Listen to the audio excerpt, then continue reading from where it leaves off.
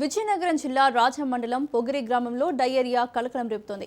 పొగిరి గ్రామంలో ఎగు వీధిలో డయేరియా కేసులు నమోదైనట్లు అధికారులు గుర్తించారు. గత 3 రోజులుగా గ్రామస్తులు వాంతులు, విరోచనాలతో బాధపడుతున్నట్లు స్థానికులు చెబుతున్నారు.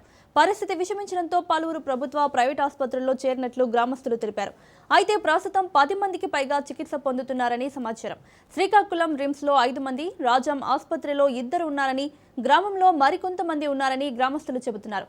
దీంతో ఎప్పుడు ఏం జరుగుతుందోనని గ్రామ ప్రజలు ఆందోళన చెందుతున్నారు.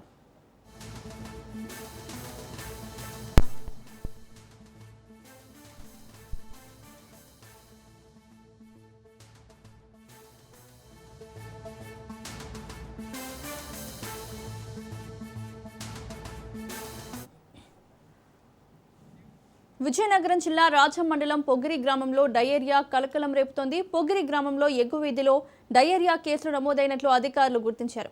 గత 3 రోజులుగా గ్రామస్తులు వాంతులు, విరోచనాలతో బాధపడుతున్నట్లు స్థానికులు చెబుతున్నారు. పరిస్థితి విషమించడంతో పలువురు ప్రభుత్వ, ప్రైవేట్ ఆసుపత్రుల్లో చేరినట్లు గ్రామస్తులు తెలిపారు. అయితే ప్రస్తుతం 10 మందికి పైగా చికిత్స పొందుతున్నారని సమాచారం.